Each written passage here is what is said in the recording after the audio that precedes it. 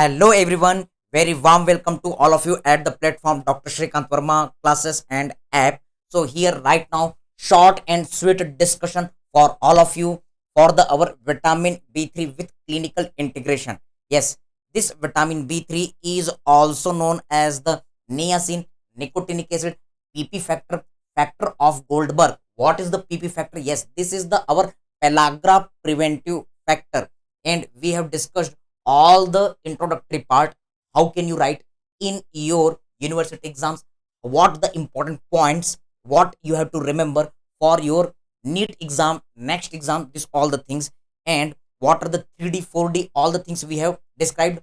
After this all, we have seen the relation of this nicotinic acid or vitamin B3 with the nicotine. Yes, oxidation of the nicotine results in the formation of nicotinic acid, but to remove this all the contradiction, the new name proposed for this nicotinic acid, that is the our niacin. Yes, we also discussed about the its chemistry, and we have seen the very important viva question for our exams, that is the conversion ratio in this video, that is 60 milligram of the tryptophan is making the 1 milligram of niacin.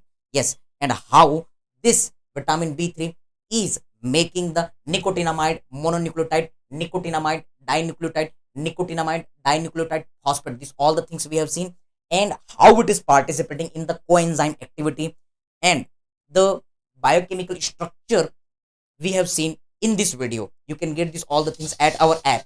Now see here, after this all the things we have seen the summary and then function. What is the important function about this vitamin B3 in the flowchart form we have seen? Yes, it is participating in various redox reaction, and we had made the various list. Till now we have described our carbohydrate cycle, lipid metabolism cycle, and also the protein cycle, where these all enzymes are participating. What are the different enzymes where this NAD, NADP plus, this all are acting as the coenzyme we have discussed in this video. Then what amount we have to eat daily? Yes, we have seen the vitamin B1 1 milligram per day, vitamin B2 2 milligram per day approximately. You can, yes, in the textbook it is written that 1.5 milligram per day, but to remember, yes, this is the B3. So just can you see 10 and 20, 10 plus 20 is equal to 30 milligram per day. Okay, so 30 means 3 is coming, so in this way you can remember, and 50 to 20 milligram per day is the correct value. But just to remember, you can see this data, and what are the sources? Always according to our concept, animal and the plant source we have described in this our video. And then deficiency symptom, here we have discussed all the detail of this pellagra 3D 4D, and what are the other beneficial use of the niacin in our medicine, the therapeutic use of the niacin we had made all the list.